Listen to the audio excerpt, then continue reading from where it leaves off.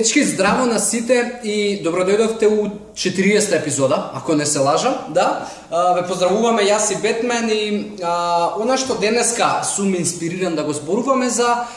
една работа поради која што многу луѓе ги снемува и се откажуваат и својот резултат и труд, можеби 2, 3, 5, 6 месеци инвестиции кои што ги направиле, ги фрлаат низ прозор, од проста причина што можеби не може да се справат добро со разочарувањето. На што мислам? Именно имав искуство овие неколку недели со неколку клиенти кои што беа на одмор или беа на викенд одмори, концерти, некои настани и така натаму, кои што многу логично и ништо неразбирливо дека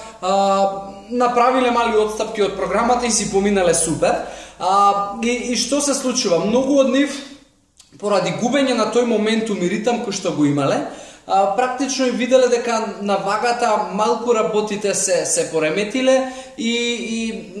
следствено на тоа се разочарале и можеби рекле дека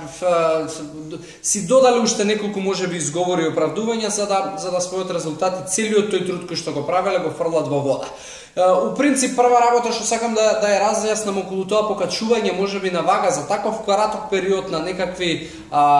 отстапки е исклучиво нешто што во мускулите влегува како гликогени во вода или во телото е веземено, но и тоа за тоа треба краток период и не е реално покачена килажа за која што вие ќе треба да се мачите можеби повторно 3 месеци. Да, точно е дека 2-3 дена на невнимавање на особено на јадење премногу калорични работи, пиење алкохол и така натаму, што не е ништо страшно и крај на светот, можеби за тие 2-3 дена ќе треба да платите 2 недели со нормална дисциплина. И тука имам еден совет за сите вас, доколку ви се случи таков некој викенд или краток период на големи отстапки, прејадување и препивање, no проблем, сите сме луѓе и јас го правам тоа. Али никогаш не се обидувајте да можеби компензирате од типот да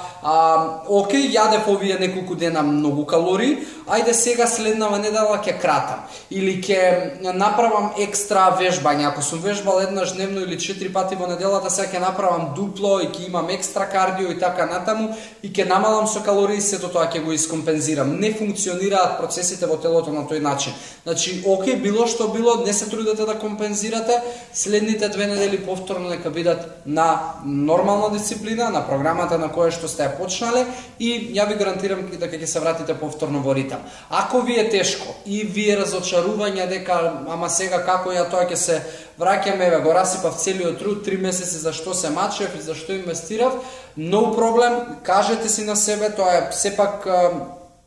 помрднување во глава и мајндсет и став дека окей, беше што беше, денеска јас го почнувам мојот прв ден од процесот кој што ќе трае повторно 3 месеци. И повторно гледајте, вратете се, обидете да си ја вратите таа возбуда која што сте си ја имале на почетокот на вашиот процес. Уопште не се секирајте, значи јас знам дека особено овој период е таков период, летен, на кој што многу од нас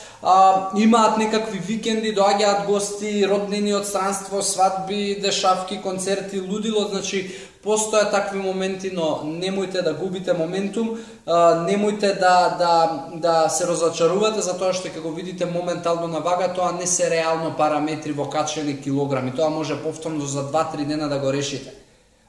За да можеби дојдете пак на нула и да си продолжи процесот од каде што сте застанали и сте направили отстапка, потребни се само можеби 10 дена, можеби 2 недели, можеби 1 недела, доколку тоа било ден, максимум 2 со и нетулкави отстапки. Така да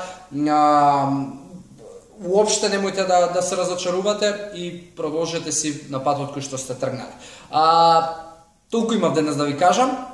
И слободно комуницирајте на за овакви работи и давајте ни можеби вие некои идеи, инспирација, давајте ни коментари, пак ќе речам, тоа е наш кислород и се надам дека со некој од вас тек ќе се запознаваме. Ова е период на многу одлуки, многу луѓе имаат време малку да бидат сами со себе и да донесат некои одлуки и да пресачат, така да јас сум баш возбуден за периодот кој што следува и доколку има било што мислите дека можеме да ви помогнеме, обратете ни се и се разбира дека ќе ви помогнеме. Така да, дечки, имате си убав ден, имате си убава работна недела, донирајте, помогнете им на луѓето кои што навистина се погодени од